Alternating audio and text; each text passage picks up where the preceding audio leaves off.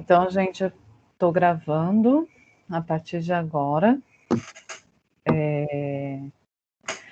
Boa tarde a todos. Esse é mais um evento, uma conversa do projeto Vitrines, que fica localizado no prédio da Superintendência Estadual do Rio de Janeiro, na Rua México, onde a gente está com a exposição Mais SUS. A gente tem hoje aqui com a gente para conversar a Paula Bonato, Maria Paula Bonato. Ela é educadora do Museu da Vida, bióloga, mestre em educação e doutora em saúde pública. Queria agradecer a presença da Paula e falar rapidinho sobre o Centro Cultural também. O Centro Cultural é um espaço, é uma divisão da Coordenação Geral de Documentação e Informação, que fica abaixo da Secretaria de Assuntos Administrativos, Secretaria Executiva no Ministério da Saúde. Então, eu passo a palavra para os demais convidados, mais uma vez agradecendo a presença da Paula, que está aqui conosco hoje, para falar um pouquinho da história do SUS, e agradecer a presença de todos. Uma boa conversa para a gente. Então, quem começa sou eu?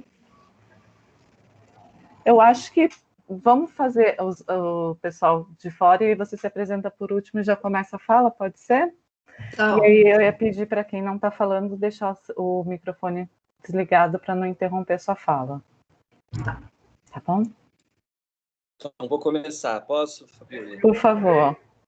Tá, meu nome é Thiago Grisolha, trabalho no Centro Cultural do Ministério da Saúde, no Serviço de Produção Cultural e Educativa. Sou produtor cultural e fui um dos, eu e Fabiola montamos juntos a exposição Mais SUS. Então, uma alegria muito grande estar aqui e poder te ouvir, Paula.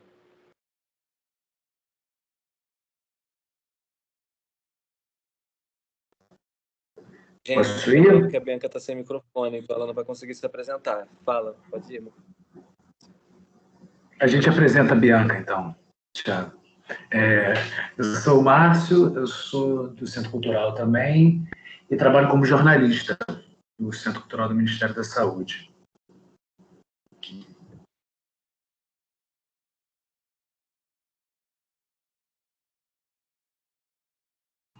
Bianca, se você quiser escrever um pouquinho para eu falar de você. Senão a gente... Não sei, para não ter meninos falando sobre você, tá bom?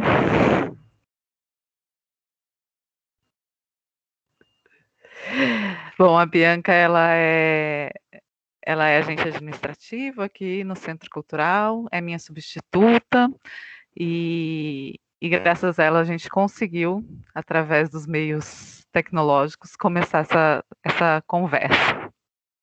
Maravilhosa, obrigada.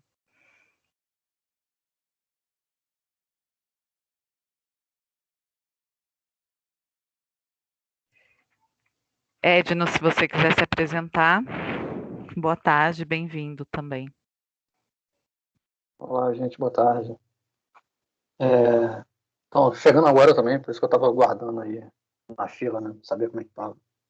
Tinha se apresentado. Eu sou o Edno, agente administrativo também. Trabalho no Centro Cultural desde 2010 ou 11, se não me engano. E eu não sei, eu peguei, já tinha aberto o grupo, só para se apresentar, fala mais alguma coisa? O que você quiser falar. Você é a pessoa que vai falar antes da Paula, e a Paula vai se apresentar e começar a falar. Então, tá legal. Pode se apresentar então, Paula, pode seguir, tentar ser econômico nas palavras. Valeu, gente, prazerzão.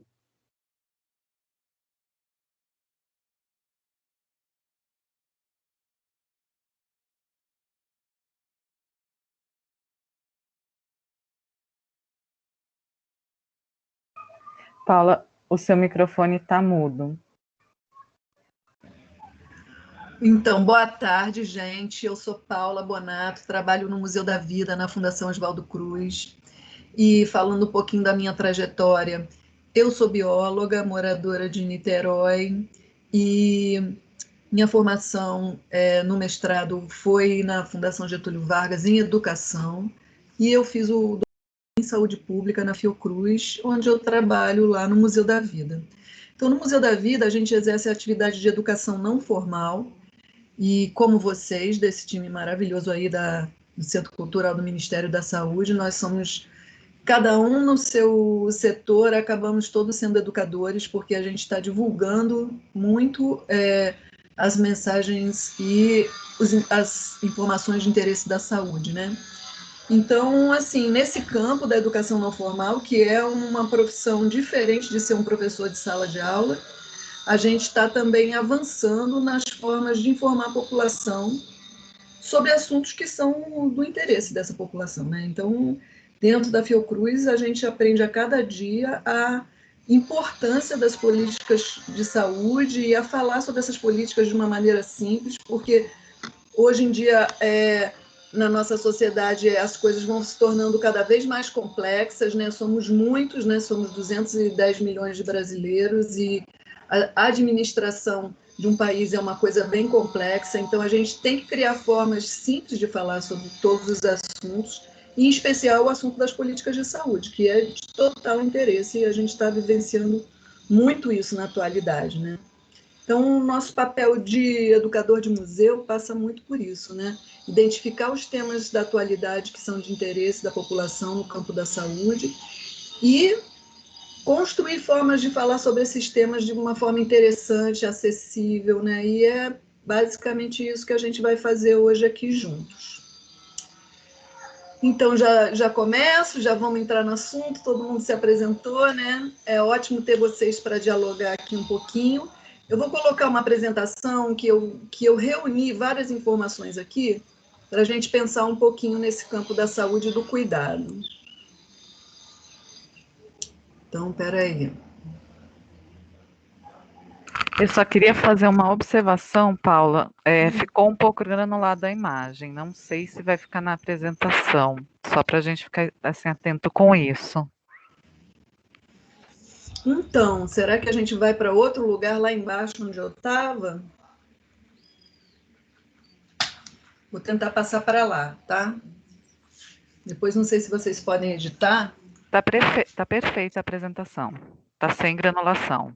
Tá sem? Tá sem. Então, vamos continuar aqui. Tá. Então, assim, o nosso tema tá dentro dessa pergunta, né? O SUS, que é o tema central que vocês estão fazendo aí no Projeto Vitrines, um projeto bacana, porque vocês estão fazendo de uma forma simples, uma iniciativa bem importante de falar sobre o SUS, é o momento da gente conversar sobre o SUS, né? E a educação para a saúde, o que nossa história nos revela, né? Então, um slide aqui que saiu da ordem. Se a gente for lá atrás na arqueologia, a gente vai ver, eu busquei esse exemplo para a gente ver que a questão do cuidado da saúde é uma coisa muito, muito antiga, né? Tem uma pesquisadora que chama Margaret Mead, ela descobriu ossos de 15 mil anos atrás de um ser humano que cicatrizou. E esse ser humano conseguiu continuar a vida. Acontece que há 15 mil anos atrás, para você conseguir ter um osso do fêmur cicatrizado e continuar vivo, eram muitos desafios. Os seres humanos eles estavam vivendo em situações de muito risco, eram presas para vários animais, esse ser humano não poderia andar, ele não poderia procurar comida. Então, como que essa pessoa conseguiu sobreviver e esse osso cicatrizar e ele continuar vivendo? Certamente com cuidado de uma outra pessoa, né? Então, aqui, nesse pré-histórico aí, onde nem se escrevia nenhuma política de saúde, as pessoas já viviam em grupo e já tinham a noção de cuidado como uma forma de sobrevivência desses grupos, né? Então, essa noção de cuidado, ela faz parte da construção da cultura humana, faz parte da construção de uma cultura em saúde. E é nesse sentido que a gente vai falar. Esse outro slide aqui, olha, mostra o início do Brasil, né, o período colonial, um período bem violento para as populações pretas, para as populações pobres. Havia no Rio de Janeiro médicos vindos da metrópole, mas os médicos europeus eram raros e caros. Quem exercia o cuidado para a maioria da população? Curandeiros populares, né, que ficavam nas ruas com suas ervas medicinais e outras técnicas de cura, cuidando das populações. Ainda não tinha uma política de saúde, né? Tinham prestações de serviços. E a população começava a se organizar para isso, né? Essa é uma aquarela do Debré, de 1826, que é um cirurgião negro colocando ventosas, que é um sistema de tratamento antigo, né? E eles faziam também o trabalho de barbeiro, de higiene, né? Então era já um início de cuidado. Como esses cuidados se transformam ao longo do tempo até o nosso Sistema Único de Saúde? Então, para falar detalhes sobre esse processo, um historiador seria o ideal, mas como educadora, eu resolvi escolher alguns materiais que existem online para motivar os educadores que estão assistindo, motivar pessoas que achem importante falar sobre saúde, para crianças, para adolescentes, para estudantes da EJA, né, para toda a população brasileira. A gente precisa começar a conversar sobre o SUS. Geralmente, essas conversas, elas se dão sobre saúde, elas se dão no consultório médico, na hora que a gente perdeu a saúde por algum motivo, está doente, né, com algum problema. Então, aí que a gente dá uma conversadinha sobre nossa saúde, né? Mas conversar sobre um sistema de saúde, uma saúde coletiva para nós brasileiros, é um assunto bem importante. E a gente tem estratégias para fazer isso, né? Então, aqui eu elegi, assim, para a gente fazer essa conversa, alguns materiais que estão na internet. O primeiro aqui, Arquivos Nada Secretos da Saúde, que é da Fiocruz. Ele foi feito com materiais do Departamento de Arquivo e Documentação, da Casa de Oswaldo Cruz. E esse material é feito mais para adolescente, ele está escrito numa linguagem cheia de informalidade, com algumas gírias, para trazer o adolescente para ver a importância dos documentos que estão guardados ali naqueles arquivos do DAD. Inclusive, o DAD vai abrir para visitação também após a pandemia, para as pessoas poderem ter acesso e poderem manusear esses documentos. Aqui está o endereço eletrônico desse material que eu usei para compor esse PowerPoint. Tem também a História da Saúde Pública no Brasil, 500 anos na busca de soluções, que é um desenho animado. Ele é muito bem feito, pela Silvia Jardim, é uma pessoa que teve muito cuidado e trabalhou com Luiz Antônio Teixeira também na confecção desse material, está muito bacana. Também trouxe também para a gente citar e ilustrar esse papo, SUS, a Saúde do Brasil, do Ministério da Saúde. Então, nós fizemos, inclusive, com vocês aí, do Centro Cultural do Ministério da Saúde e o Museu da Vida, uma exposição considerando essas informações, que tem uma forma de cartilha, que descreve bastante o SUS, os seus detalhes e todo o seu processo também histórico de construção. Para não ficarem de fora, todos esses 3 materiais aqui são para, assim, adolescentes, pessoal da EJA, adultos, né? Mas para as crianças não ficarem de fora, a gente lançou, ano passado, lá no Museu da Vida, Nos Trilhos da Ciência, para crianças de 5 a 10 anos, que é, assim, uma história ilustrada. O Oswaldo Cruz e Carlos Chagas trabalharam para descobrir a doença de Chagas, todas as situações que eles passaram, e tem várias inserções do que é um museu, como é o Museu da Vida, um e-book que está disponível online. Começando esse assunto, a gente está pegando esse livro, Os Arquivos Nada Secretos da Saúde no Brasil, e eu estou colocando as páginas exatamente como ele está online.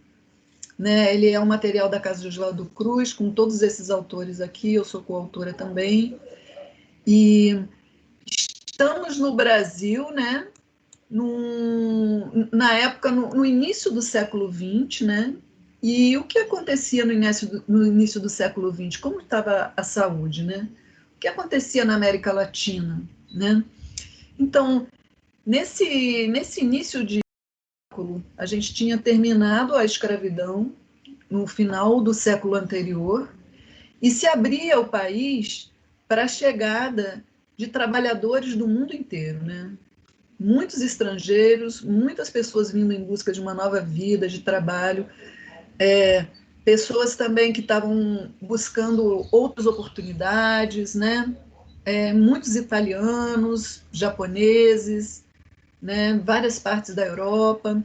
Então, entre 1901 e 1920, foram 1,5 milhão de estrangeiros e 60% se fixando lá na região de São Paulo, nessa região sudeste aqui, né?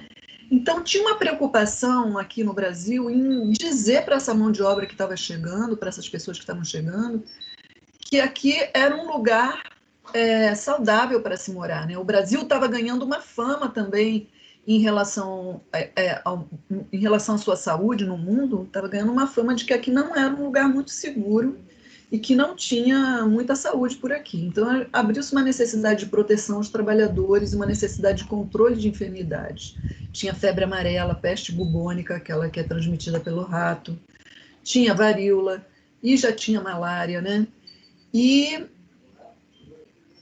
era necessário que a gente começasse com medidas de higiene, vacinação, notificação de casos de isolamento, né, de enfermos e eliminação de vetores. Então, tudo isso estava como necessidade, né? Aqui esse quadro está mostrando como foi o final do século anterior, né? Mortes por febre amarela, da metade do século eram em torno de 10 mil, 11 mil, no final do século chegaram a quase 21 mil, né? Teve quedas e teve aumentos, mas estava piorando a situação. E morte por varíola, que no início era de 642 pessoas confirmadas, chegavam a 8.599. Então, assim, estava aumentando muito as taxas de morte, né? A natalidade era alta, 33 por mil habitantes, hoje ela chega a 20 por mil habitantes. Mortalidade natural, 18 por mil habitantes. Hoje, a mortalidade natural, embora a mortalidade por assassinato seja altíssima, a natural é perto de 6 por mil habitantes. Mortalidade infantil também é altíssima, 182 por mil nascidos vivos, né? Hoje ela chega perto de 15. Então, começou em São Paulo várias iniciativas por parte de Emílio Ribas, né, especificamente na região de Sorocaba, o combate ao Aedes aegypti, que era o vetor da febre amarela, e hoje já é vetor de vários outros vírus, né, dengue, zika, chikungunya, e já temos indícios da volta da febre amarela.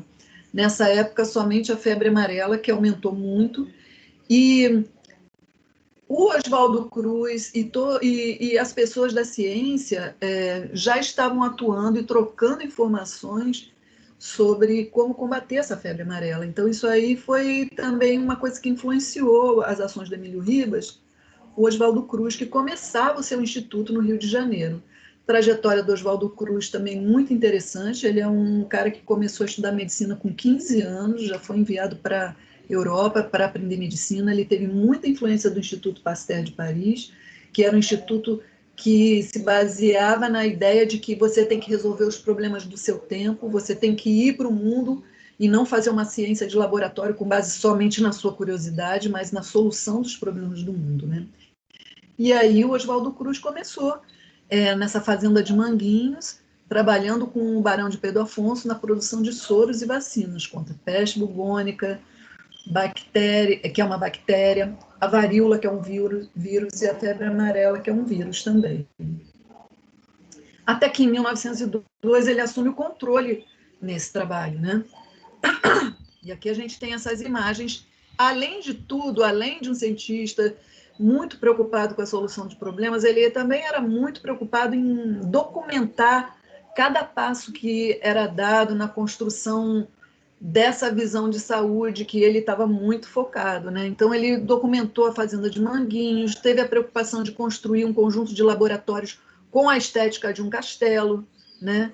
E isso tudo teve grande influência sobre o trabalho dele e até sobre o fato de hoje ainda a gente estar ali na Avenida Brasil, né? Talvez se a gente não tivesse esse castelo, a gente já tivesse ido para outro lugar, já tivesse fragmentado essa instituição. O Castelo é um fator de união muito grande. Vocês estão me acompanhando? Estão ouvindo? Está tudo certo? Sim. Resto da equipe? Sim, vozinha lá longe. Sim. Então, aqui, olha, a gente tem... em 1903, começa uma organização, um embrião de uma política pública, né, que era a Diretoria Geral de Saúde Pública, que era uma polícia dos focos, né? As pessoas estavam procurando os focos de varíola, peste bubônica, febre amarela, fizeram as brigadas mata-mosquito, e em 1904 entra em vigor a lei de vacinação compulsória contra a varíola. Então, era um espírito de polícia e de intervenção urgente na realidade, na sociedade, para transformar esse quadro de doenças. Aqui a gente tem um filminho que vai passar, ele não tem som, ele tem uma musiquinha de fundo. Aqui está escrito, o serviço de vídeo online falhou. Vamos ver se ele vai... Conexão, Paula, mas tenta de novo. É agora, eu cliquei no link, vê se está passando. Por enquanto, não. Mas a gente pode aguardar um pouquinho. Não, mas a sua tela está um pouco defasada com a sua fala. Então, assim, às vezes você fala e daí daqui a pouco que vem a tela. Então, a gente pode aguardar. Se você está vendo no seu computador o link? Está aparecendo. É possível que apareça para a gente em breve.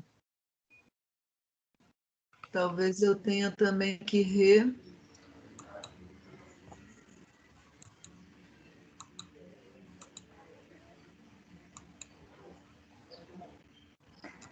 Ou a gente... A gente coloca depois...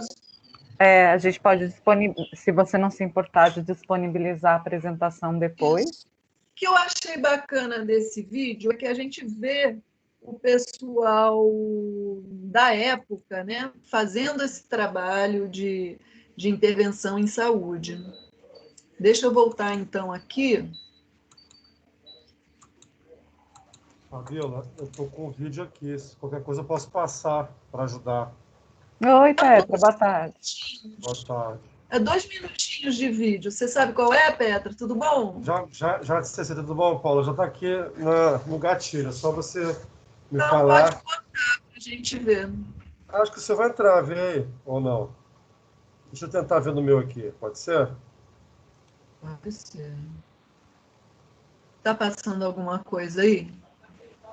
Espera aí. Obrigada, Petra. Você está vendo o vídeo? Ele não está passando ainda, mas... Não, vou botar agora. Isso, só falta ampliar a tela. A tela está pequenininha.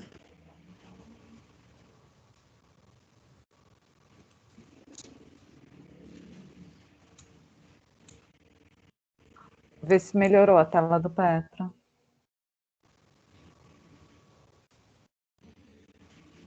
Eu estou vendo aqui. É o de vocês que está passando já? Está passando para a gente. Isso. Então, olha só, nessa época já filmaram o mosquito da febre amarela e toda essa intervenção, como ela era feita. Ó, são imagens da época. Então, acho assim, um professor que queira trazer essas imagens para os seus alunos, ou um educador que queira falar sobre isso, olha, tinham moradias insalubres, o que eles chamavam de cortiços. A população pobre também sofreu muito, porque essas casas foram eleitas para serem destruídas, para ampliar ruas, né? A elite carioca, que era uma minoria, queria uma capital como Paris, e a capital era ainda muito restrita. O castelo já estava construído, né? Já tinha esse espaço do castelo edificado, e Oswaldo Cruz tentando combater as doenças e com medidas muito impopulares, porque era uma intervenção muito séria na vida das pessoas, né? Olha só, eles embrulhavam as casas, eles usavam esse piretro para esfumaçar, criar fumaça para expulsar os mosquitos de dentro das casas, para criar um ambiente que eles consideravam mais seguro para a saúde. Aí está escrito: os agentes de saúde invadiam as casas para o combate da febre amarela. Se tivesse casa fechada há muito tempo, o pessoal invadia, abria. E isso foi criando todo um boato sobre a violência dessas intervenções, né? As pessoas começaram a ficar muito griladas com esse negócio. O prefeito Pereira Passos liderando uma grande reforma urbana, a reforma atingindo, inclusive, lugares comerciais, né? E é um período conhecido como bota abaixo. E aí uma imagem de como realmente tudo estava sendo posto abaixo para ampliar as ruas, né? Casas, isso foi uma ação principalmente no centro da cidade, né? O Rio de Janeiro era muito focado ali no centro. A população a pobre começou a ser expulsa e a ocupar os morros. Vou voltar a compartilhar aqui agora meus slides. Aí entrou agora o meu. O meu tá agora. Tá, eu acho que agora tá passando o vídeo da sua apresentação. Então, como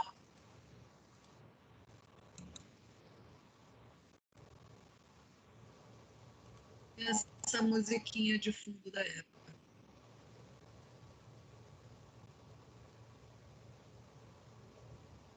Aí os hospitais com as telas para impedir que as pessoas fossem picadas por mosquitos, que os mosquitos contaminassem outras pessoas.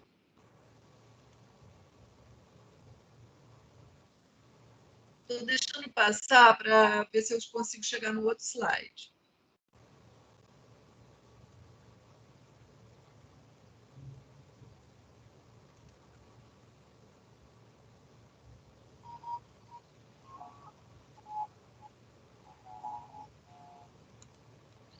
Agora, isso tudo gerou uma situação muito séria no Rio de Janeiro. Hoje eu estava lendo melhor sobre a revolta da vacina.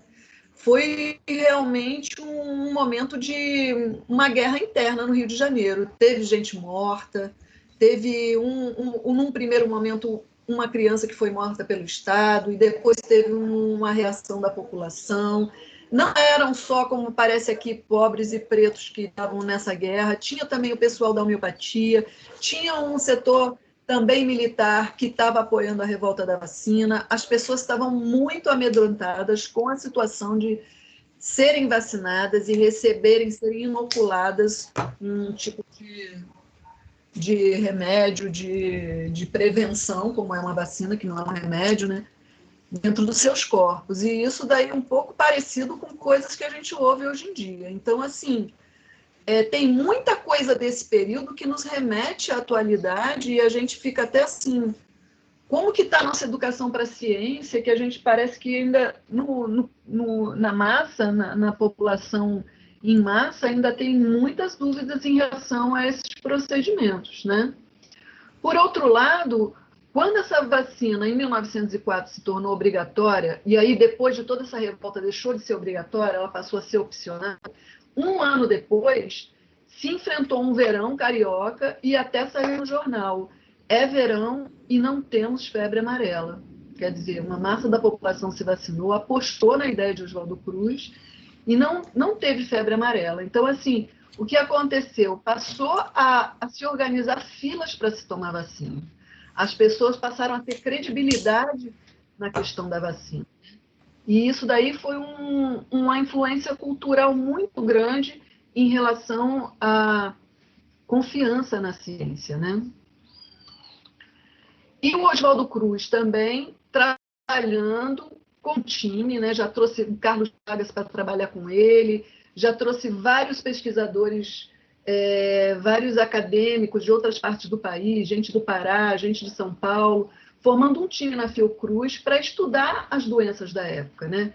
Eram feitas revistas, essa aqui é uma revista, Questão que Empolga o Mundo Médico, eram feitos relatórios detalhados, eram feitas viagens para o exterior, levando exposições, como hoje em dia a gente faz exposições sobre ciência e sobre saúde. Já Oswaldo Cruz, nessa época, fazia isso, né? Isso era início do século XX.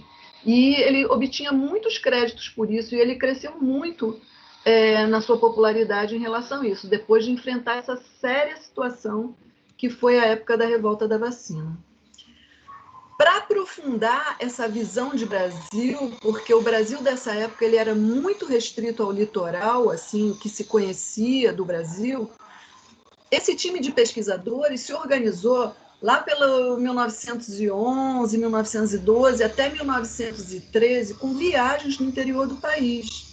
Então, assim, essas viagens tinham o objetivo de ver o Brasil como ele é, de ir além da aparência das metrópoles e das cidades que ficavam no litoral, né? Então, aqui por cor, a gente organizou as viagens de cada grupo de cientistas, né? Então, começando aqui com o amarelinho, era o Astrogildo Machado e o Antônio Martins. Esses nomes, se você entra na internet para saber quem são, o que eles faziam, fica evidente a especificidade dos trabalhos que eles tinham, principalmente também os materiais lá da casa de Oswaldo Cruz, a biblioteca que a gente tem lá, fala muito dos trabalhos dele. Astrogildo Machado, viajando aqui pelo Pará, passando pelo Tocantins, até Minas Gerais, atravessando esse interiorzão do Brasil, né, a cavalo, lombo de burro, porque não tinha todas essas estradas de rodagem que a gente tem hoje, né, enfrentando todas as situações, né, e desbravando esse Brasil, encontrando povos indígenas, encontrando povos ribeirinhos, né. Aqui em azul, João de Albuquerque e o José de Faria, eles fizeram toda essa região do Ceará, entrando pelo Piauí. O Belisário Pena e Arthur Neiva, que são mais conhecidos, também saíram aqui da Bahia, passaram pelo sul do Piauí, foram por Goiás, né? Ainda nem existia esse estado do Tocantins, mas passaram por ali. O Adolfo Lutz e o Astrogildo Machado também fizeram esse roteiro aqui pelo interior da Bahia, em verde. E o Carlos Chagas e o Pacheco Leão e o João de Albuquerque pegaram todo esse leito do Rio Amazonas, viajaram aqui, foram até Roraima, foram até o Acre, onde estava tendo o grande empreendimento que era a estrada de ferro Madeira-Mamoré. Aqui o tipo de proteção que eles usavam eram os EPIs deles da época, né? E, assim, já representando o Instituto Soroterápico Federal, que depois veio a ser a Fundação Oswaldo Cruz, né? Essa imagem da Madeira Mamoré foi uma frente de desenvolvimento, de construção de uma ferrovia, onde se viu que os trabalhadores estavam caindo de malária. Então, era assim, uma tentativa de enfrentar esse problema diretamente nos locais onde estava havendo as frentes desenvolvimentistas. Muitos trabalhadores também morrendo na sua construção. Essa imagem eu acho muito bonita do Belisário Pena. Ele está atendendo um grupo de trabalhadores rurais lá no Piauí, né? E a gente vê as condições que eles trabalhavam, né? Lá atrás parece que tem um bando de cangaceiros, olha, tem um monte de gente de um Brasil interiorano que a gente dificilmente veria no Rio de Janeiro, né? Com suas roupas de proteção ao sol, com o enfrentamento da seca. E esse pessoal lá trabalhando, coletando sangue, fazendo atividades de cuidado, né? À saúde. Também o Carlos Chagas, aqui no Rio Negro, na Amazônia, com um time também lá, aquela parte em roxo que a gente mostrou, de Barulhando a Amazônia. E aqui uma imagem em Goiás, de uma fazenda de farinha. Pessoal bem simples, né? De uma época bem diferente da nossa. Muito pouca forma de comunicação, né? As pessoas faziam uma vida muito diferente da vida nos centros urbanos. Essas viagens, elas tiveram uma força, e todos os relatórios que eles trouxeram dessas viagens tiveram uma força muito grande na divulgação desse Brasil, né? Então, começaram a construção a organização das ligas de pró-saneamento, que foi uma iniciativa do Belisário Pena, que viajou lá pela Bahia. Então, a ideia era orientar os governos estaduais para se construir casas com mais higiene, tomar medidas de prevenção de doenças, construir postos médicos em áreas rurais, fazer obras de saneamento, entre outras coisas, né? Criar uma visão de urbanização. O sucesso dessa iniciativa gerou a criação do Departamento Nacional de Saúde Pública em 1919, mas outra influência muito grande sobre esse sucesso foi o enfrentamento da gripe espanhola em 1918, né, que o pessoal viveu uma situação muito parecida com o que a gente está vivendo hoje, né? Agora, apesar dessas iniciativas dos pesquisadores, as autoridades brasileiras da época, segundo os documentos, e aí eu consultei a Sociedade de História e Notícia online, estão dizendo isso aqui, ó, de acordo com os historiadores, as autoridades brasileiras da época demoraram a agir. Medidas de prevenção e distanciamento social só foram tomadas quando a pandemia já acometera grande parte do país. Era uma pandemia também, estava no mundo inteiro a gripe espanhola. Os dados da Fiocruz indicam que entre outubro e dezembro de 1918, um período oficialmente reconhecido, né, como pandêmico, 65% da população do Rio de Janeiro adoeceu. Né? Então, foram 14 mil óbitos pela doença, e em São Paulo, cerca de 2 mil. Então, aqui no Rio de Janeiro, a situação estava grave. Né? Agora, eles falaram também, muito nesses relatos, que as condições dos hospitais não estavam muito de acordo com uma pandemia. Né? Vocês estão vendo como que estão esses doentes? Todo mundo muito pertinho um do outro, né? Todo mundo muito acumulado, e as visões da microbiologia e as questões da contaminação ainda não eram muito consolidadas e as pessoas cometiam erros, né? O Carlos Chagas trabalhou muito nesse período e ele implementou 5 hospitais emergenciais no Rio de Janeiro e 27 postos de atendimento à população. Uma situação que se assemelha muito com o que a gente está vivendo hoje, com todas as controvérsias que a gente ainda hoje vive.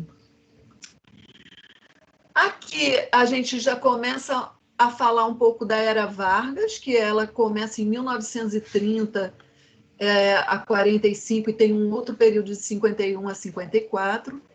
E em 1930 já surge o Ministério da Educação e da Saúde Pública, né? Com várias programações de saúde, programas de saúde distribuídos pelo país. Essa imagem aí é um programa de vacinação lá em Santarém, no final da década de 40. Né?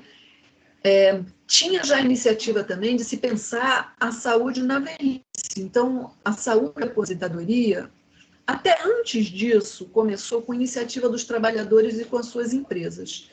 Se separava um dinheirinho, parte dos trabalhadores, parte da empresa, como uma forma de cuidado para a velhice e como uma forma de garantir o atendimento em saúde. E o Getúlio Vargas assimilou essa iniciativa, criando o Instituto de Aposentadorias e Pensões.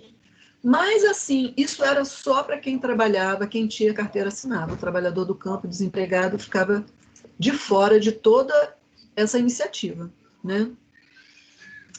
E, assim, devagar os serviços de saúde iam chegando ao campo e às regiões mais distantes da cidade.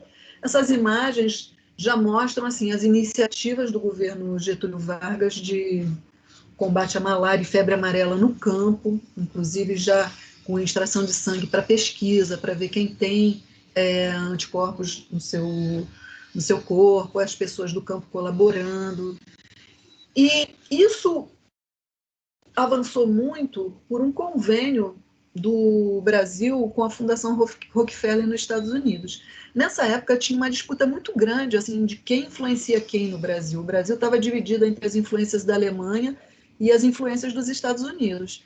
E os Estados Unidos começaram a ajudar o Brasil, mas muito focados nas regiões onde tinham trabalhadores que estavam produzindo para o combate da Segunda Guerra Mundial. Então, a produção de borracha e a produção de ferro para os armamentos. Então, era um trabalho de apoio mais focado, não como uma política pública para todos, né? era uma Segunda Guerra Mundial como fator de desenvolvimento, produção de ferro, borracha, como eu falei. O pessoal já fazia fila para tomar vacina em Minas Gerais, os próprios trabalhadores e o pessoal do Exército, né? E começou um processo junto com a influência do governo americano, foi criado o Serviço Especial de Saúde Pública. E já começava um sistema de visitação nas casas, né? As visitadoras, que procuravam saber como estavam as pessoas, se tinha gente grávida na família, se tinha pessoas acamadas. E isso influencia muito, hoje em dia, o sistema que nós temos de agentes comunitários de saúde. A gente já tinha, na metade do século XX, né, uma experiência com esse tipo de ação. Aqui essas imagens mostram que um grande fator de união do Brasil foram as campanhas de vacinação, né? E as pessoas se abrindo para essas campanhas, né? Era a principal forma de assistência à saúde que chegava na área rural. Esses carros novinhos aqui mostrando que tinha um investimento por parte do governo federal para que essas campanhas acontecessem. Mas não era uma coisa tão regulada, tão organizada, como se tornou depois com a chegada do SUS, né? A gente tinha uma ditadura, que era a ditadura Vargas, né, que fez crescer o programa de vacinação, a preocupação com saneamento básico, mas tudo muito pontual, muitas vezes só no litoral, muitas vezes só nas áreas de produção, não era uma coisa para todo mundo do Brasil, né? Também cresce o investimento em políticas públicas, a gente começa a formatar essas políticas públicas, né? Incentivando as políticas sociais. Mas, por mais incrível que pareça, a saúde no Brasil não estava bem, não, ela ainda ia mal. E na década de 60 também, as coisas melhoraram relativamente, mas ainda não tinha esse arcabouço de uma política onde o todo da sociedade poderia ser bem contemplada. Depois da Segunda Guerra, que apareceu a Organização Mundial da Saúde, e o mundo começa a discutir saúde de uma forma mais organizada, né? Eu coloquei esse desenho aqui, vocês estão me acompanhando, pessoal? Está dormindo, está acordado? Como é que está aí? Acordado se acompanhando. Estamos aqui, Beleza. te acompanhando. Então, eu coloquei esse desenho aqui, que é um desenho que já ele foi organizado em 1991, mas o pensamento desse desenho ele é embrionário nessa época, que existe, com o avanço da ciência, da tecnologia, uma visão de assim, vamos resolver os problemas de saúde desenvolvendo remédios e curando doenças. E, por outro lado, uma outro paradigma, outra forma de pensar saúde, que é saúde é uma questão social global, não é uma questão só de cura de doença, né? E aí esse desenho fala sobre isso. A gente parte aqui do centro do desenho, onde estão as pessoas, e as pessoas, nós somos marcadas na nossa saúde pela idade que nós temos, se nós somos homem ou mulher, se nós temos fatores hereditários, né? Se nós somos transgêneros, outros gêneros, todos têm suas marcas que vão marcar você como indivíduo, né? E o seu estilo de vida, se eu fumo, se eu faço atividade física, isso vai marcar minha saúde, mas a minha saúde também estará marcada pelas redes sociais e comunitárias com as quais eu estou envolvida, se eu me comunico, se eu recebo comunicação, se as pessoas têm acesso a mim para cuidado, né? E um conjunto de condições socioeconômicas, culturais e ambientais gerais, né? Que condições são essas? As condições de vida e trabalho. Então, nós vamos ter mais ou menos saúde segundo o nosso ambiente de trabalho, isso é muito importante. Segundo o nosso acesso à educação, inclusive mortalidade de crianças, ela é diretamente proporcional à educação dos pais.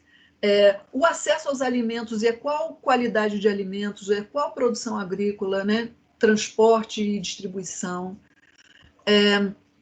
O desemprego, né, também afeta muito a saúde, o acesso à água e as condições de saneamento básico, de esgoto e coleta de lixo, os serviços de saúde, é lógico, né, a possibilidade de você ter o cuidado na hora que você precisa, as suas condições de habitação, e a gente poderia até completar esse ciclo com muitas outras coisas, o acesso ao lazer, né, o acesso à organização política, né, essa roda de condições de vida e trabalho, ela pode ser complementada com muitas outras coisas.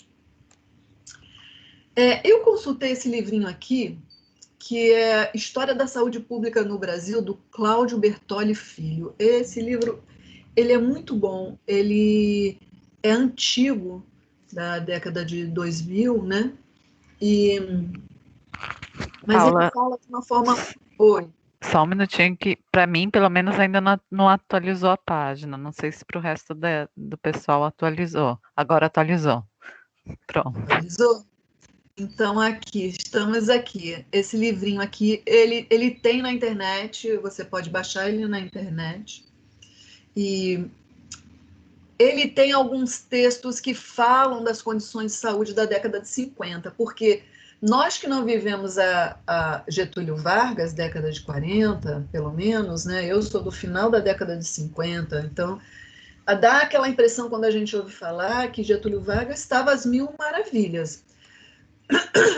Mas olha como estava a saúde no Brasil. Segundo o médico Mário Pinotti, que ocupou a direção do Ministério da Saúde no final da década de 50, naquele período, a esperança média de vida de um brasileiro era de 51 anos em Porto Alegre, 49 em Belém e 37 em Recife. Esses índices eram semelhantes aos da população da Suécia no meio do século XIX. Antes, portanto, do desenvolvimento das práticas de prevenção e combate a infecções. Aí, no caso, é toda a visão da penicilina, do combate aos micro-organismos, às bactérias, né, que foi dominado com a penicilina. No interior, a situação era ainda pior. Calculava-se que o habitante do sertão nordestino viveria em torno de 30 anos, a média de vida da população europeia no momento mais crítico da Idade Média. Né? E aí a gente estava na década de 50. Na década de 60, era altíssimo o índice de morte de crianças pela péssima qualidade da água, né? Então, a água de beber não era tratada e também o saneamento básico muito precário. E o que acontecia nas políticas de saúde que a gente estava acompanhando de uma forma tão otimista, vendo tudo se construir? A interferência política e as práticas clientelistas, sobretudo nas áreas rurais, novamente retardaram ou mesmo impediram as ações sanitárias em favor da saúde infantil. Longe de ser assumido como um compromisso de Estado, a assistência às crianças era tido como um ato de bondade dos políticos, do qual se podiam tirar boas vantagens eleitorais. Então era essa visão de tomar lá da cá, e uma política de saúde comprometida com a população estava longe de acontecer, né? Passou o slide agora? Ainda não. Ainda está no livro. Passou. Então pronto. Participação do Ministério da Saúde, não é isso? Isso, no orçamento da União. Olha só. Então, uma coisa que sempre está pegando aí é quanto que se põe de dinheiro para construir uma política de saúde, né? Então, a gente está agora aqui dos anos de 1960 a 1980, e o orçamento da saúde está variando, olha, considerando o PIB, né? Está variando de 1,41% para 1,38%. Está decrescendo em 1970, né? 1980, 1,38%.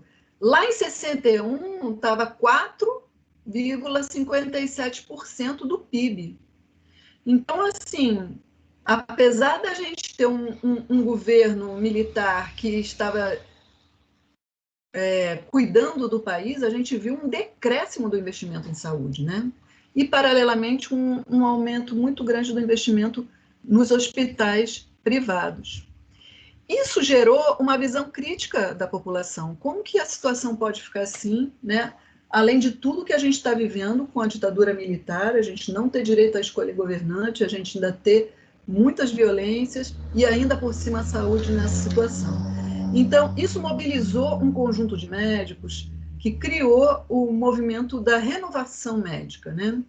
Então, começa essa visão da saúde como uma construção de uma nova política pública.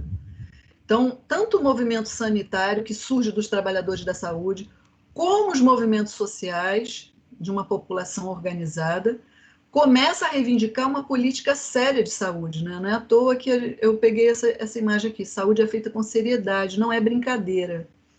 Então, esses movimentos sociais envolviam o movimento sindical, as associações de moradores, movimentos do campo, partidos políticos, comunidades eclesiais de base ligadas à Igreja Católica e o movimento da renovação médica que eu falei com vocês.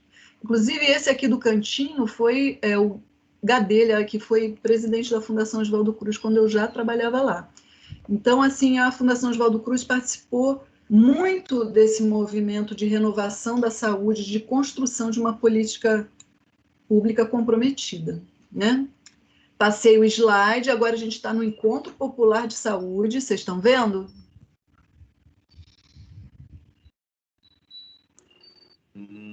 Ainda está no saúde. Para mim ainda não passou. Já vai passar. É uma ilustração do Encontro Popular de Saúde, onde as pessoas estão reivindicando melhor assistência, tem todo um programa. Chegou aí? Chegou. Nossa, tá lentinho demais. Então, assim, tem todo um programa de saúde falando, depoimentos populares. O programa começa com depoimentos populares, mesa redonda sobre saúde e sociedade, seminários, plenária geral, um filme, o Caso Comum, Câmara Municipal de São Paulo, né? Isso aqui está na década de 70, o Movimento Popular de Saúde de São Paulo, né? Uma forte expressão de luta da população. No Rio de Janeiro também, Nova Iguaçu, teve muitas iniciativas juntos com as SEBs, né? Então, assim, no final dos anos 70, surge a Associação Brasileira de Pós-Graduação em Saúde Coletiva, a Abrasco, que hoje em dia organiza vários encontros, né? Tem um encontro da Abrasco bianual, muito importante. O Centro Brasileiro de Estudos da Saúde, que é o SEBS, que também faz muitas reflexões, trazendo a visão dos povos, da organização popular. E, a partir dessas associações, foi desenvolvendo um movimento sanitarista. Então, o movimento sanitarista ele não é só de médico, ele é um movimento que envolve médicos e iniciativas populares. Incentiva as discussões e busca respostas para as coisas que a gente estava vendo, os problemas sérios de saúde que estava acontecendo, né? E um produto importante desses processos foi esse documento que chama Pelo Direito Universal à Saúde. Esse documento ele foi escrito um ano antes da 8ª Conferência Nacional de Saúde, que foi a conferência que inaugurou a ideia do SUS na forma de SUDES, né, que era Sistema Único Descentralizado de Saúde. Esse descentralizado não passou, mas o Sistema Único de Saúde passou. E graças a todo aquele processo e aquele documento que estava sendo escrito pela população em conjunto com os médicos. Então, isso foi em 1986, já era a 8ª Conferência Nacional de Saúde, consolidando o Sistema Único de Saúde. As conferências nacionais já aconteciam, só que elas aconteciam entre gestores, apenas reunindo representantes dos estados e os médicos para falarem de uma forma muito elitizada sobre saúde. Então, o diferencial da 8ª conferência foi que o Sérgio Arouca falou, não, tem que estar todo mundo nessa conferência. Tem que estar representante de organizações populares, tem que estar enfermeiro, tem que estar médico, tem que estar todos os escalões das atividades de saúde.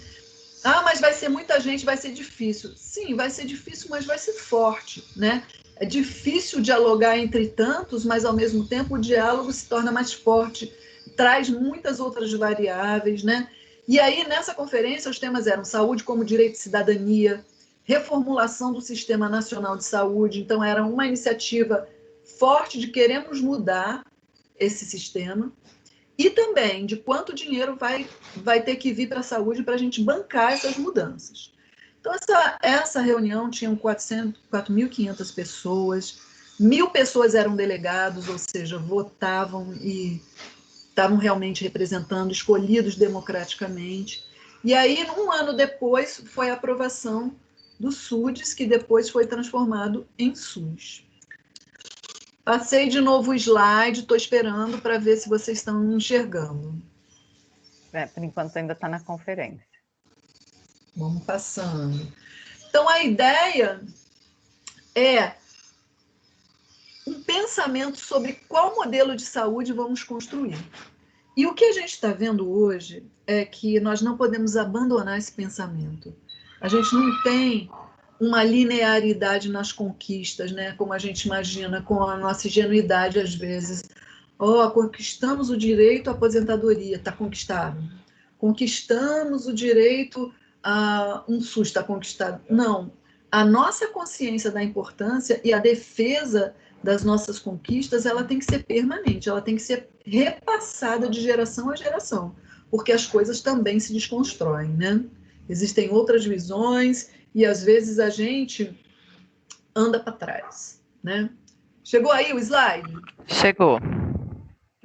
Então, aqui está, olha, saúde como um direito. Que modelo de saúde nós vamos construir, né? O amarelinho ou o azulzinho? Vamos ver as diferenças entre eles. A saúde como um direito e como uma construção social de cuidado e atenção? Ou a saúde como um comportamento de cuidado individual? Por mais incrível que pareça, hoje em dia o cuidado individual é o que predomina, porque a nossa sociedade capitalista ela é muito centrada no indivíduo. Então, é a pessoa e o indivíduo como modelo radical de unidade, né? Não tem essa unidade focada na construção social.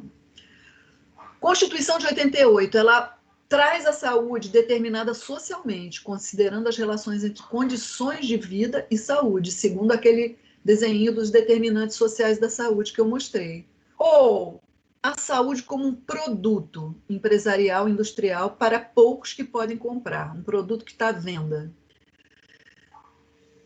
A saúde como um papel do Estado, que vai prover e promover saúde, prevenir doença e ter todo um arcabouço de iniciativas, ou a saúde como um papel do mercado, que muitas vezes vai incentivar a doença para manter vendas e o lucro, né? A participação social na distribuição de verbas e serviços, no controle, ou decisões centralizadas e verbas sempre restritas, né? Porque, afinal de contas, se a gente tem um sistema de impostos que juntam dinheiro para dar um retorno para a população, por que a população não pode participar do controle da distribuição dessa verba, né? Por que a gente tem sempre verba restrita para a educação e para a saúde? A saúde como um modelo diferenciado e inclusivo, quer dizer, uma atenção primária em saúde, com promoção da saúde e prevenção de doenças. A atenção primária ela é aquela atenção que vem para a família e para a criança antes dela ficar doente. Quem é essa criança? Que família ela vive? Que condições de vida ela vive? O que é bom a gente prestar atenção para ela não adquirir tal e tal doença, né? Como que na escola a gente pode promover saúde? E aí tem todo o programa de saúde na escola, que faz parte do SUS. Como que a gente previne doenças por meio da vacinação? Ou outro modelo, modelo de investimento na construção de hospitais com pouca promoção e prevenção, só na cura de doenças e aí escoamento de remédios, movimentação do mercado de medicamentos, né? Que é o que se chama de um modelo de saúde medicalizada. Uma democracia real, com participação de todos, ou o que a gente chama de democracia consentida, né? Na hora que se consente, é um tipo de democracia. Os direitos são diferenciados também por classes sociais, né? Um tipo de sociedade que favorece a uma parte da sociedade em detrimento de toda uma organização que poderia ser feita para todos, que seria a democracia real. Condições saudáveis de trabalho ou exploração e expropriação pelo trabalho causando doenças. E hoje em dia as doenças do trabalho são muito fortes e estão predominando, junto com o problema da saúde mental, né? Um modelo de saúde voltado para a equidade, ou seja, você vai cuidar com mais oportunidades para quem tem menos, ou você vai fazer um movimento de meritocracia com falsa igualdade, ignorando as desigualdades e o que está acontecendo hoje em dia, a discriminação de pobres e pretos. Então, assim, o que a gente está vendo na nossa sociedade, eu acho que está predominando muito essa parte azul, e toda essa conquista em amarelo aqui, ela está prevista no SUS, que é a política de saúde que a gente construiu a partir da Constituição de 88. Embora existem disputas o tempo todo sobre esse SUS, fazendo com que a gente não avance muito, a gente não conseguiu implantar totalmente o SUS. São 30 anos dessa política e ela ainda está parcialmente implantada. Para falar um pouco da dimensão dessa política, eu coloquei esse slide. Entrou para vocês? Sim. Entrou. Oba! Então, olha aqui. Aqui é a dimensão desse sistema único de saúde em termos sociais. Por que é importante a gente falar disso? Porque a gente está perdendo essa dimensão, sem nem saber várias coisas que a gente nem sabe que existem dentro dessa organização, a gente começa a perder. Então, assim, esse quadro ele foi feito por uma exposição que vocês, do Centro Cultural do Ministério da Saúde, trouxeram em primeira mão, junto com a Fiocruz, que chama Vigilância Sanitária. Vocês se lembram dessa exposição? Eu acho que eu ouvi falar dessa exposição, mas eu acho que toda a equipe que está aqui agora entrou depois que aconteceu essa exposição. Edno, você estava nessa exposição? Porque o Edno acho que é o mais antigo daqui. Não, estava não. Então, essa exposição foi muito bacana, porque ela tinha espaços assim que eram um salão de cabeleireiro, uma farmácia, uma vendinha, mostrando como que a Anvisa estava atuando em cada um desses espaços. E tinha alguns jogos. Então, assim, esse quadro, ele mostra o SUS, o Sistema Único de Saúde, do ponto de vista da vigilância sanitária. O que é essa vigilância? É uma vigilância para epidemias, é uma vigilância para o meio ambiente e é uma vigilância de saúde do trabalhador. Então, é muito forte no SUS a rede de assistência à saúde, ela está aqui, ó. Mas a gente não está... Quando eu passo o cursor assim, vocês veem? Não, né? Não, só depois. Ah, entendi. Essa rede de assistência à saúde está aqui, mas só que ela não está destacada, porque o que a gente quer destacar é todo o aparato de promoção da saúde, de garantia da saúde, para além do médico e do acesso ao serviço de saúde. Então, a gente tem 3 círculos aqui que estão do mesmo tamanho, mostrando que não existe o federal que é mais importante que o estadual, que é mais importante que o municipal. Não. Os 3 estão atuando de forma integrada para promover a saúde, né? Então, tem as agências de vigilância sanitária nacional, estadual e municipal, né? E os conselhos, tem um Conselho Municipal de Saúde, o Conselho Estadual de Saúde e o Conselho Nacional de Saúde, né? Ligado à Anvisa também, tem a Fiocruz com o INCQS, que é o Instituto Nacional de Controle da Qualidade da Saúde. E toda a população aqui significa que há participação social no funcionamento dessa engrenagem, né? Esses conselhos, o Conselho Municipal de Saúde, tem gente das associações de moradores, dos representantes dos deficientes físicos, qualquer representação que tenha no bairro, ela tem assento nos conselhos municipais, né? partindo dos conselhos locais, que tem que estar ligados aos pequenos, as UPAs, as pequenas clínicas da família, que vão acontecendo. Então, são chamados a participar desses conselhos os moradores e seus representantes. Não um morador se representando a si mesmo, mas um morador que está atrelado a um movimento social e que está representando várias ideias, várias cabeças, né? Um interesse coletivo. Também tem o Conselho Estadual de Saúde e o Conselho Nacional de Saúde, que fica lá em Brasília. Mas também, eu estava escutando ontem a fala do Fadel, né? Vamos fazer propaganda também do Fadel, que ele falou tudo sobre como funciona o SUS. Então, ele estava falando das comissões tripartites. Está aqui no meio, olha, os gestores, tanto das atividades de saúde municipais, estaduais e federais, tomando um assento para discutir a saúde nesses lugares, e ainda a comissão bipartite, que fala só da relação entre município e Estado. As 3 instâncias estão financiando a saúde, né? E aí tem proporções do dinheiro de cada instância que deve entrar na saúde, mas isso é uma briga. Essas proporções nunca acontecem e nós estamos ainda para concretizar que o financiamento da saúde se dê conforme a Constituição. Também uma coisa que o Fadel chamou a atenção, que eu achei muito interessante, foi o fato de que, se a gente tivesse essas comissões tripartites atuantes durante a pandemia agora do coronavírus, a gente teria uma organização mais orquestrada, né?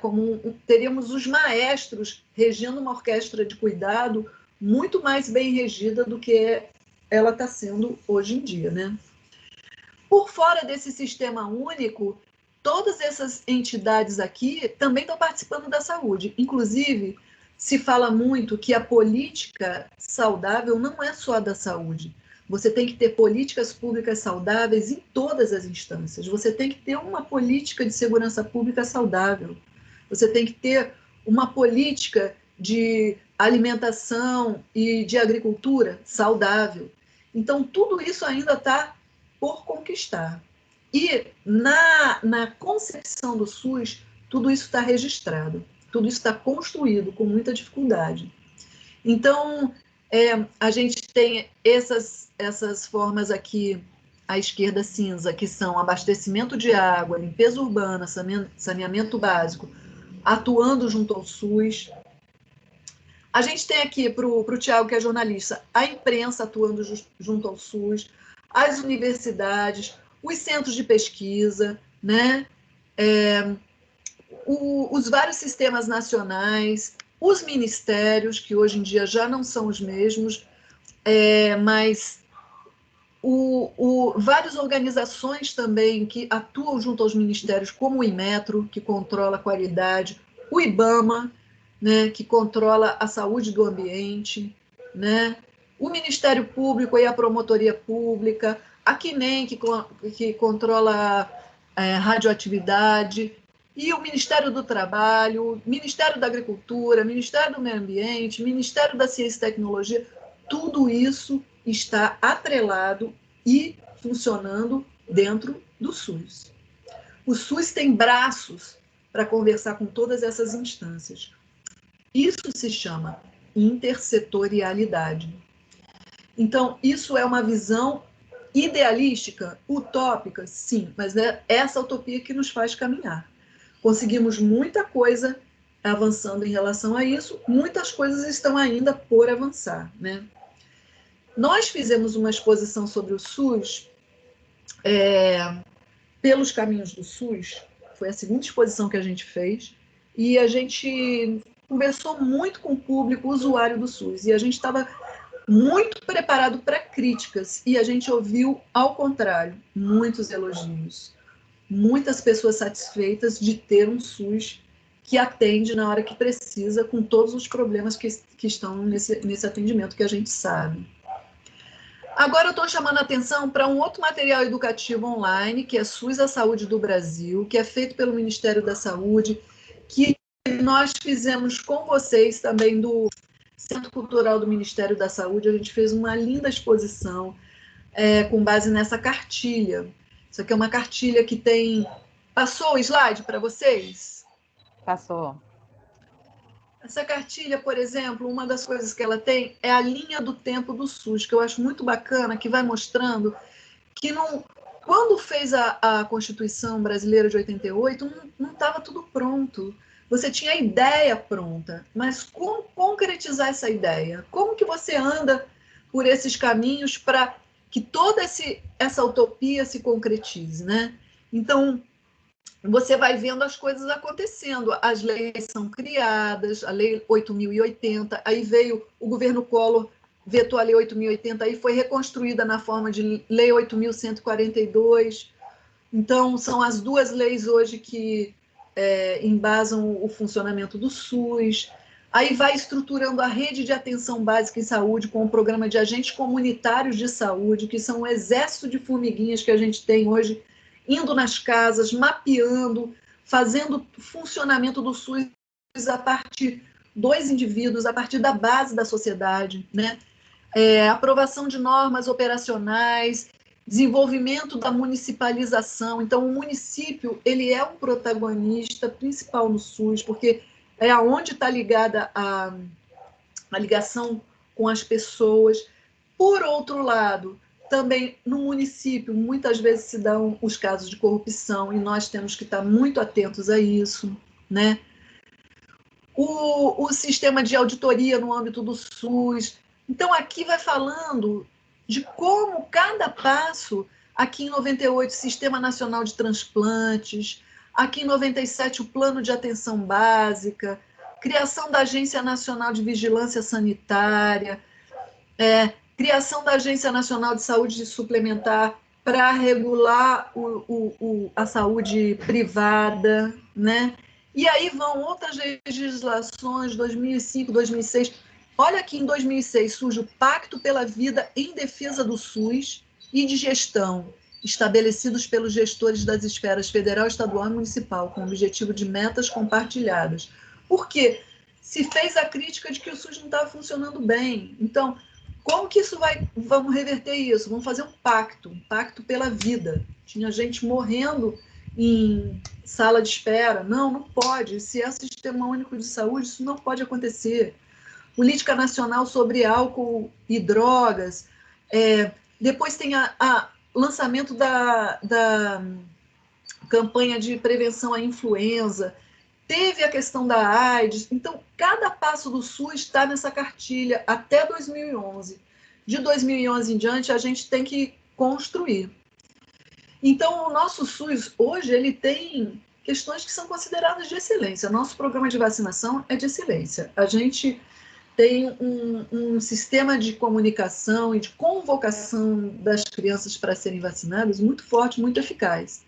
O tratamento à prevenção à AIDS foi uma coisa que aconteceu a nível internacional, porque existia uma visão dos laboratórios do mercado de que ia ser vendido medicamento para AIDS e ia ser muito lucrativo, na época em que a doença era uma ameaça mortal, né? Hoje em dia a gente já pode viver com AIDS, mas na época existia essa visão muito lucrativa e o Brasil bancou internacionalmente que ia distribuir medicamento contra a AIDS de graça, né? O tratamento, os coquetéis seriam distribuídos de graça. Isso foi uma mulher negra da Fiocruz que bancou essa posição numa reunião da Organização das Nações Unidas. Então, isso é uma conquista muito grande nossa e deu muito certo, né? O Brasil passou a ser observado como referência. E nossa população não é pequena para a gente dizer que vai distribuir rapidinho de uma forma fácil. Não, é 210 milhões de brasileiros, né? Transplante de órgãos é um sucesso. Os hemocentros também, o leite, o hemocentro, o banco de sangue, ele não é vendido, ele é uma coisa de doação, que dá muito certo. O banco de leite humano também foi premiado, esse programa também, que é de doação. Serviços de urgência e emergência acontecendo, o próprio programa de saúde da família e a própria doutrina da saúde coletiva do SUS. Os desafios que a gente tem ainda pela frente: garantir o financiamento suficiente nos estágios federal, estadual e municipal, né? Isso varia de ano para ano, de governo para governo, e a gente poderia ter uma política onde isso ficasse consolidado. Pode trocar o governo que o investimento na saúde é garantido. A intersetorialidade, que envolve todo aquele quadro que eu mostrei para vocês, as conversas entre os setores se darem de forma eficiente e eficaz. Isso pode melhorar. Popularizar os conselhos gestores locais e ampliar a participação social. Isso é fundamental e eu acho que tem muito a ver com a iniciativa de vocês de fazerem essa vitrine sobre o SUS, porque as pessoas não têm dimensão do tamanho dessa iniciativa, né? As pessoas não sabem que elas podem participar da sua clínica da família, né? E já vi muitas pessoas que depois que a gente fala isso, se inserem no conselho gestor local e começa a ter uma participação ativa, né? Participando até das reuniões a nível municipal, estadual e federal. A gente precisa reverter a privatização e estruturar cada vez mais as redes públicas e estatais. A gente precisa querer e estar convictos que a gente quer uma saúde pública. E a classe média, que pode pagar pela saúde, ela tem uma responsabilidade muito grande nisso, porque nós pagamos o plano de saúde e, inclusive, hoje, se a classe média fosse aderir totalmente ao SUS, talvez o SUS não desse conta. Mas nós precisamos estar presentes na luta pelo SUS. É muito importante a gente estar convicto de que essa política é uma conquista.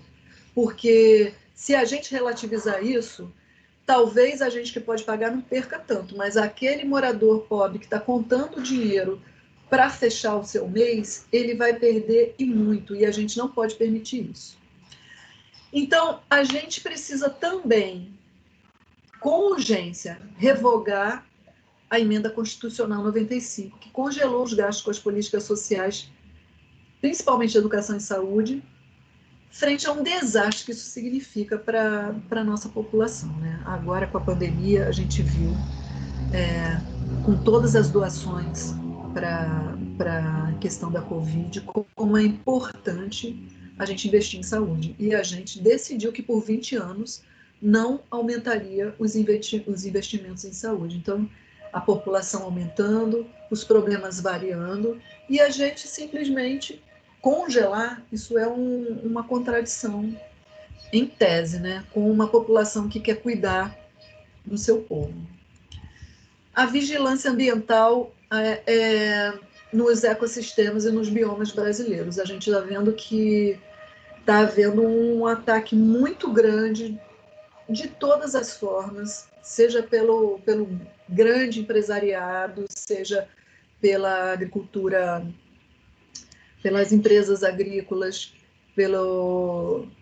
está tendo um grande ataque aos biomas brasileiros, as queimadas, está tendo os agrotóxicos, está tendo os processos de extinção de animais, né? As próprias queimadas agredindo muitos animais. E quando você desprotege um bioma, você desprotege uma parcela muito grande da vida. Então, a gente precisa garantir que os processos de vigilância ambiental continuem acontecendo. Isso passa pelo fortalecimento do IBAMA. Aqui, como eu estava falando de material educativo, a história da saúde pública no Brasil, 500 anos de busca e solução, um desenho animado, essa imagem é desse desenho. É muito bacana, muito bem feito. Né? Como eu falei, Silvia Jardim marcou um ponto aqui muito bem feito, com Luiz Teixeira. O documentário do Conselho Nacional de Enfermagem, que está nesse endereço também, muito bacana. Os enfermeiros e os agentes comunitários de saúde, que lidam diretamente com a população, eles estão muito bem preparados, eles precisam ser muito valorizados do ponto de vista econômico e do ponto de vista cultural. A gente precisa fortalecer os enfermeiros. Esse filme também, O SUS do Brasil, com as palavras de Sérgio Aroca, que fala sobre o processo de reforma sanitária. E esse filme aqui que eu fiz com uma agente comunitária de saúde, aluna, que fez a pós-graduação, a especialização em ciência, cultura e arte na saúde. e ela fez um vídeo, Agentes Comunitários de Saúde Nós por Nós, onde os próprios agentes comunitários falam de si, da sua trajetória, da importância que esse trabalho é para eles, como eles aprenderam, como eles têm ainda dificuldades de concretizar o SUS. Então, é um vídeo muito bacaninha, muito artesanal, mas que eu gosto de divulgar. Então, é isso que eu tinha para falar para vocês, e estou aberta, assim, para questões, para o que vocês quiserem em relação a esse tema tão importante para nós. Eu queria primeiro falar sobre o público, né? Que a gente preparou essa apresentação. A gente tinha falado muito de ser muito voltado para professores, né? Pessoas engajadas na educação. Mas revendo a apresentação e com o pessoal do Centro Cultural aqui comigo, né? O pessoal da minha equipe, eu vejo muito além disso, sabe, Paula? Eu queria até que alguém da equipe comentasse sobre isso. Que ele é muito, sim, é muito importante para os professores, mas é muito importante para nós que trabalhamos como educadores num espaço de cultura e saúde, né? A gente não pode nunca perder o foco de tudo isso que foi falado agora à tarde, assim, né? Nessa conversa. Aí, queria que o pessoal da equipe, comentasse um pouco sobre isso. Pessoal da equipe? Sim, eu acho que a Paula falou isso bem no começo, assim, né, que existe meio que uma separação entre os espaços formais e os espaços informais de educação, né? Essa é a expressão, Paula, correta? Espaço formal e informal que vocês usam? Não formal, né? Porque o informal a gente está considerando mais cinema, teatro. Não formal é quando você tem um programinha, mas não é o programa da escola. Isso, exatamente. Que eu acho esses espaços muito potentes, assim. Eu penso muito no Centro Cultural como um espaço que pode se transformar cada vez mais num espaço nesse sentido, né? Assim, a Fabiola começou a pensar o setor educativo do Centro Cultural, né? E eu tenho muita esperança de que a gente possa no futuro ainda, de fato, receber grupos cada vez maiores tendo essa mentalidade do SUS, da importância da saúde pública e poder divulgar as ações do Ministério, né? Principalmente as ações do SUS, em âmbito nacional, para grupos cada vez maiores, assim, através de atividades, enfim, de exposições, de mostras e de um programa mesmo educativo que a gente possa construir de forma mais consistente. De modo que eu acho que essa sua fala, Paula, ela pode ser, ainda bem que ela foi gravada, no sentido de que eu acho que ela pode ser mostrada, assim, tanto para, eu acho que mais do que para o público, para quando a gente for pensar esses multiplicadores, né, Fabiola, assim, para a gente poder, né, pensar grupos que possam passar esse tipo de conteúdo para frente. Muito bacana, assim. Adorei. Assim, dialogando um pouquinho com vocês, nós somos uma nova frente de trabalhadores do SUS, que somos os educadores em saúde, mas geralmente quando se fala de educador em saúde é para a formação de médico, para a formação de dentista, para a formação de enfermeiro, mas nós somos educadores de saúde para a população, né? Então, assim, e não é uma educação voltada para o comportamento em saúde, lavar a mão. Lógico que a gente também tem que falar isso, lavar a mão, tomar vacina, como você trocar a fralda de uma criança, como você cuidar de uma criança. Todos esses são procedimentos para a saúde. Mas nós estamos numa frente de fortalecimento de um programa muito valioso, construído com 30 anos de trabalho, e que diz respeito a um termo que é saúde coletiva. Esse termo ele é muito caro ao pessoal que acompanhou a reforma sanitária, porque a saúde coletiva diz respeito a um patrimônio construído coletivamente, com movimentos sociais, que hoje nem sequer existem quando a gente fala SEBS, né? que é o movimento da Igreja Católica, que é das comunidades eclesiais de base. Eles viam cada grupo, cada comunidade de favela como uma comunidade de base. Esse movimento praticamente acabou, mas ele gerou esse fruto, né? As comunidades eclesiais de base contratavam médicos, né? O Antônio Ivo, lá da Fiocruz, ele participou de comunidade eclesial de base. Então, esses movimentos serão esquecidos se não houverem pessoas como nós que estudem todo esse processo que gerou uma política de saúde complexa, que está tendo sua implantação no Brasil muito disputada, mas está acontecendo. E hoje em dia, quando um país vai construir uma política de saúde, ele olha para o Brasil, olha lá o Brasil. Quer dizer, nós estamos na contramão de várias coisas, porque nós temos 200 milhões de habitantes e a gente fala, saúde é para todos, como o Fadel falou na entrevista dele. Se você for de outro país e chegar aqui, é para você também a saúde. Então, isso é uma visão de cuidado muito especial, né? Muito elaborada, muito generosa e requer um investimento amplo e é de uma complexidade muito ampla. E a gente está na linha de frente de defender essa política. Então, assim, há pouco tempo atrás, cogitou-se de que os agentes comunitários de saúde podem ser pagos por OS e serem parte de outro ministério, do Ministério da Economia. Então, assim, nós que conhecemos a estrutura do SUS, temos que falar, não, nós queremos no Ministério da Saúde, nós queremos fortalecer essa política, porque ela tem uma lógica, né? Toda a lógica da política foi o conteúdo da fala do Fadel, né? A doutrina do SUS, né? É uma doutrina, ela não é uma coisa facinha, rapidinha. Ela foi construída pela base, pela grande população do pé no chão Brasil, né? Junto com quem? Com o pessoal da ponta, que são os médicos. Geralmente são as classes mais altas, né? Uma classe média alta que vai ser médico. Então, é um diálogo que pôde acontecer para construir essa política. E está tudo pensado, é incrível, né?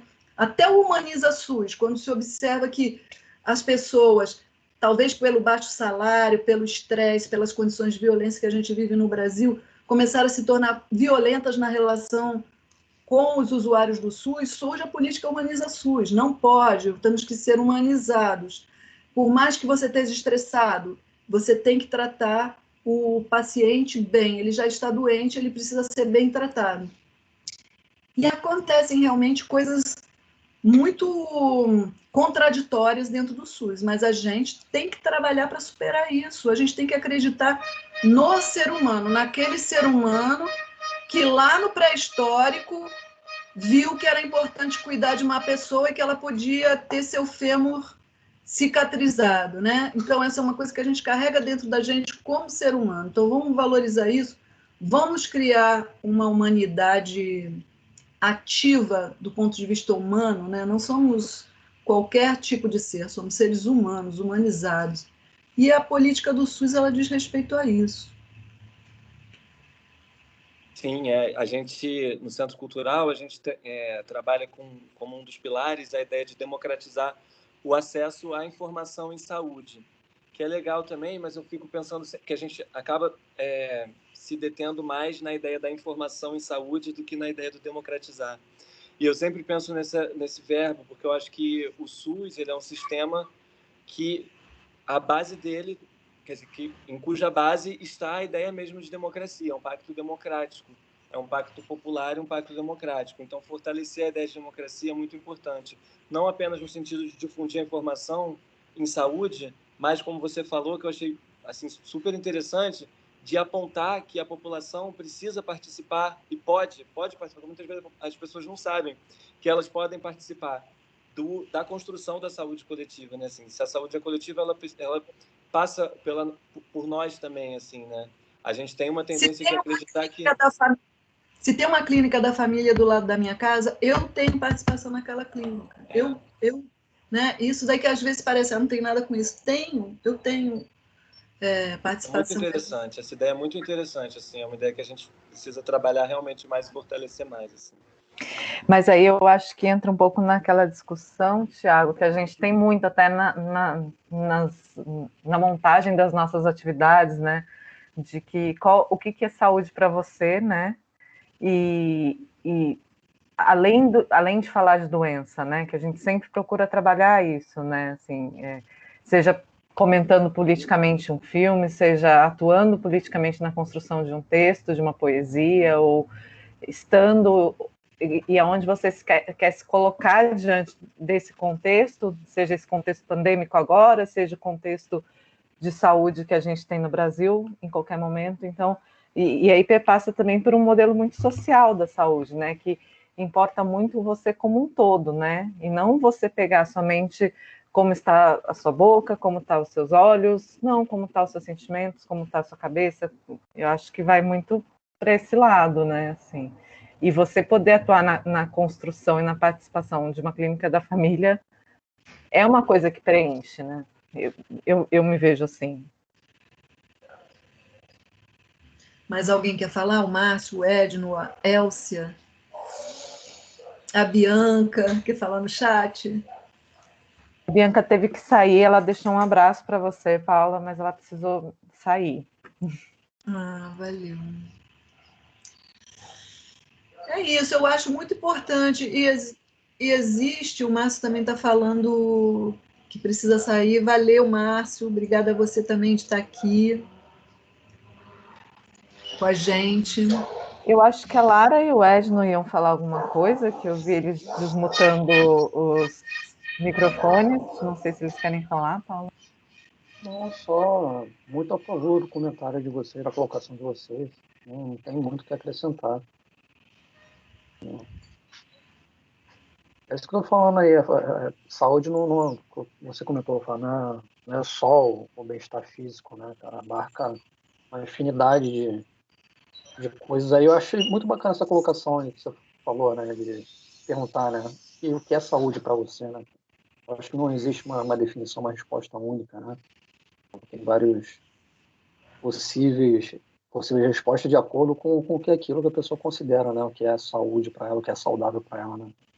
Isso é fantástico e dificílimo, né, cara? De atender isso, né? Pensando assim, em políticas públicas, né? Mas, enfim, a gente segue nessa batalha aí, né? O Centro Cultural aí, um dos braços, né? Como o Thiago colocou aí também, a gente tenta atuar nessa linha aí também, sendo mais um fator aí para favorecer, né? A cultura e o ensino aí sobre saúde, né? Falar E uma coisa lá. também, Edno, a pergunta também interessante a ser feita é o que é saúde para nós brasileiros, né? Se a gente está pensando uma saúde coletiva, né? Uma saúde para nós brasileiros é a gente poder ter certeza que a pessoa preta vai entrar no supermercado e não vai ser agredida, né? Exatamente. A saúde para nós brasileiros é você saber que vai ter um dinheiro para fazer o esgoto também na favela, não só nas ruas asfaltadas, né? Que a gente vai ter estação de tratamento de esgoto, né? A gente reafirmar essa saúde coletiva dessa forma, porque a sociedade muito desigual, por mais que eu tenha saúde como classe média, eu não consigo me sentir feliz de andar na rua e ver as pessoas em péssima situação de saúde, né? Então, a gente tem que começar a pensar como nós, né? Qual é a política que nós queremos? Como que essa política pode ser para nós todos? Isso que é o conceito de saúde coletiva. Que aí tem a visão, a saúde pública diz respeito às políticas de saúde, e a saúde coletiva diz respeito à construção coletiva de uma visão de saúde, que nós todos participamos junto na reivindicação dessa construção.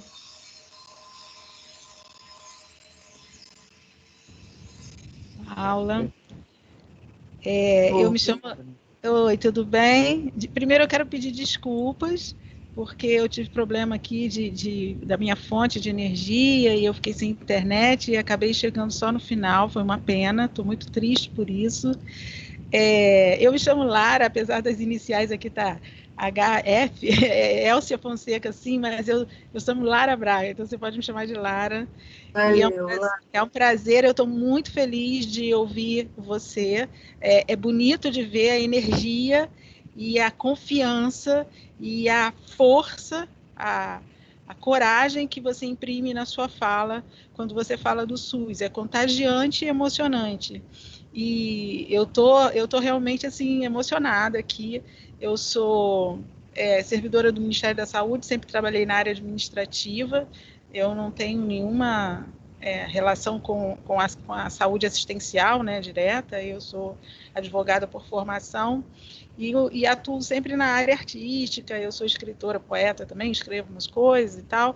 Então, e eu gosto muito da coisa do palco e da performance, e a sua energia, a sua força, ela é realmente contagiante.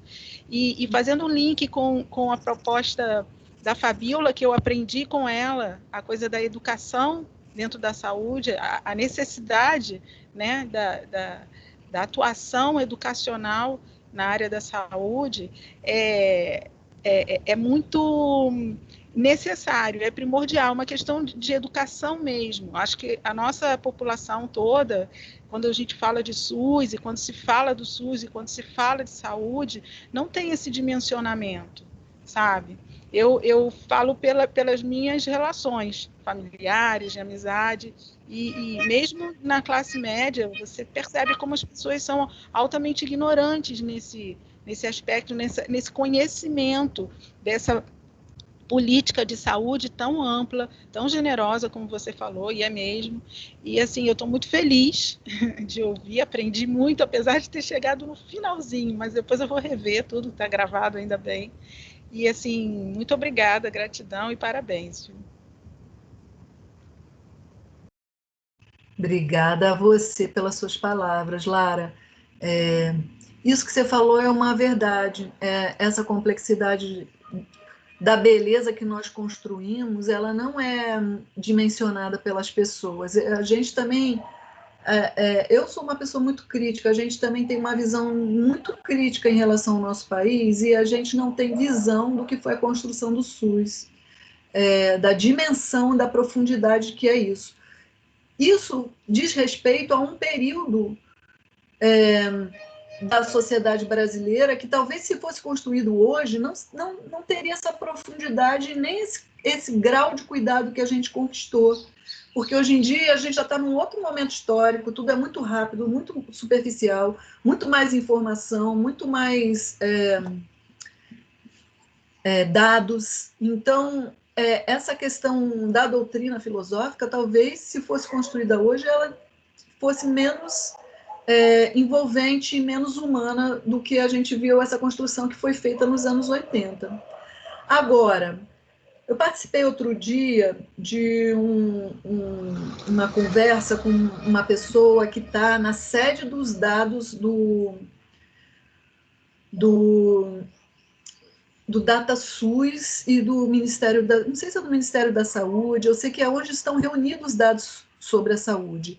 E ela estava comentando que a gente já está perdendo a característica de que esses dados são brasileiros e que estão concentrados aqui no Brasil. Parece que já está se cogitando de contratar espaços para nuvens internacionais para conterem esses dados, isso diz respeito a relações de mercado. Então, isso vai desconstruindo uma construção delicada que é o SUS, que, segundo ela, tinha a preocupação de que esses dados estivessem dentro do Brasil, de forma descentralizada, mais acessíveis para não serem perdidos. Isso está sendo descaracterizado. Então, tem muitas coisas que um pessoal assim que não acompanhou, talvez, achando que está modernizando, atinge o eixo central da concepção dessa política. Então, a gente precisa conhecer muito essa política para a gente poder lutar por ela. As coisas são meio complexas, a gente tem que se envolver, estudar. Até para fazer esse PowerPoint eu estudei bastante, então dá para a gente ir aprofundando a dimensão do SUS e aí vem essa parte da emoção. Cada vez que a gente se aprofunda, a gente começa, pô, que legal, que coisa, que admirável, né? Como o Fadel também falou, eu sou um apaixonado pelo SUS, né? porque é uma concepção de política muito humana, e isso contagia a gente, né? É muito bom lutar por essa política, porque ela se justifica em si própria. Ela tem, né? Embora, assim, outro dia eu escrevi um artigo, até a Fabiola conhece, a Raquel, nós somos do Fórum Social de Manguinhos, nós escrevemos um artigo sobre racismo dentro do SUS. Está publicado como um relato de experiência na revista Saúde em Debate. Mas depois me envia, por favor. Eu fiquei de te enviar, até estou lembrando que eu não te enviei. Vou enviar, você pode disponibilizar. Mas é muito triste, porque você vê que dentro de uma política como essa acontece racismo. Então você fala assim, mas não é esse o espírito do SUS. Como que isso se expressa, né? Nossa sociedade também, ela vem de uma história de violência desde a sua criação, né? A colonização do Brasil é muito violenta, e isso se expressa nas nossas relações até os dias de hoje, né? São muitos assassinatos, é muita tortura, e a gente não vai sair ileso disso como se fosse tudo um mar de rosas. A gente precisa fazer uma lavação de roupa suja muito séria, e a política do SUS é uma expressão dessa lavação de roupa suja. Ela é uma expressão de passar o Brasil a limpo, né? Mas como nossa sociedade ela precisa ser curada, né? Ela precisa de amadurecer em relação a várias coisas, ela expressa isso dentro do SUS. E a gente tem que ficar atento para fazer o controle social. Isso que se chama controle social dentro do SUS. Isso é muito importante. Então, assim, novos educadores como vocês, né, nessa linha de frente da educação em museu, com um espaço online para divulgar, assim, são parcerias muito valiosas para enfeitar essa vitrine, né, com as coisas lindas que a gente tem do SUS e com as coisas boas que a gente criou e precisa fazer valer. Que maravilha, gente. Obrigada. Fico muito feliz, assim, de ouvir a Lara. Obrigada, Lara. Muito bom ouvir seu relato. A Paula Lara tem fica grande... devendo para a gente uma poesia, né? Então, já que ela é da poesia... Poesia não falta. Emoções, Lara, se inspira aí, faz uma poesia para a gente acrescentar aqui nessa... coroando esse encontro. Eu tenho, acho que poemas do SUS, eu acho. Eu vou procurar aqui, mas se não, tenho sim. Eu produzi uma vez, o Petra me pediu, e eu já tenho, acho que 1 ano e pouco. Eu vou procurar aqui, vou ver o que eu tenho. Se não tiver nada legal, vou produzir alguma coisa. Você me inspirou. Botar aí na vitrine, né, Fabiola? Tem que. Eu acho que a Lara, a gente fechando aqui, a Lara pode recitar uma poesia pra gente, aí fazer uma performance, que ela é ótima. Se ela topar, né? Tô só colocando lenha na fogueira aqui. Mas queria agradecer, só Paula. Me dá tempinho para eu rever a gravação toda, porque eu só cheguei no final. Eu vou ver. Queria agradecer a Paula por mais esse encontro, que a Paula é o encontro dos encontros na minha vida pessoal e profissional. Então, assim, muito obrigada. O setor de produção cultural está sempre aberto para vocês, você sabe disso, né? Começou com a nossa parceria particular, entrou no projeto das bonecas, agora a gente está aqui hoje. Eu acho que o Vitrines, ele é muito importante também, porque ele foi montado na pandemia, no momento que praticamente todos os servidores estavam trabalhando remotamente, e a gente está conseguindo fazer o segundo encontro, né, dessa exposição, e os dois foram muito ricos e muito calorosos, assim, deu aquela sensação, para mim, pelo menos, espero que para o restante da equipe, de ter suprido parte daquele buraco da falta dos cafés, da falta dos encontros, da falta da discussão. Então, queria muito agradecer você de novo, colocar a gente à disposição sempre. E muito legal também ver uma história de parceria anterior à nossa geração, né? com o Museu da Vida e tentar retomar isso de maneira tão bonita como está sendo. E agradecer pela tarde maravilhosa, pedir desculpa pelos imprevistos técnicos. E é isso. Eu também, né? Eu quero agradecer também esse encontro, eu acho riquíssima a oportunidade. Quando eu assisti a filmagem do Fadel, eu falei, nossa, está tão informal, tão gostoso, assim, caloroso, estar conversando sobre um tema que geralmente está em sala de aula, mas a gente está trazendo aqui para o calor dos encontros humanos, né, expandindo, né, o espaço de falar sobre saúde. Geralmente a gente só fala de saúde quando a gente está doente, né?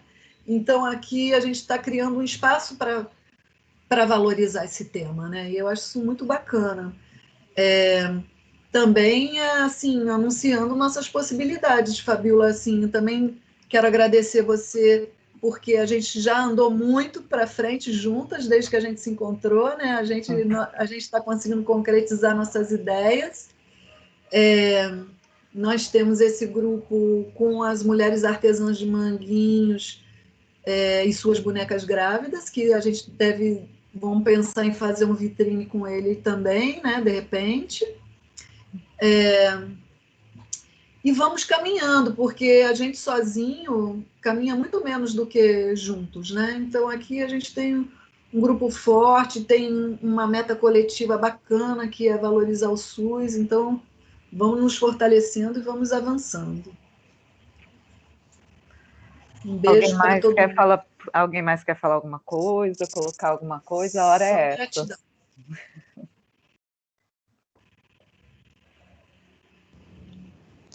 Não, só agradecer mesmo. Gratidão.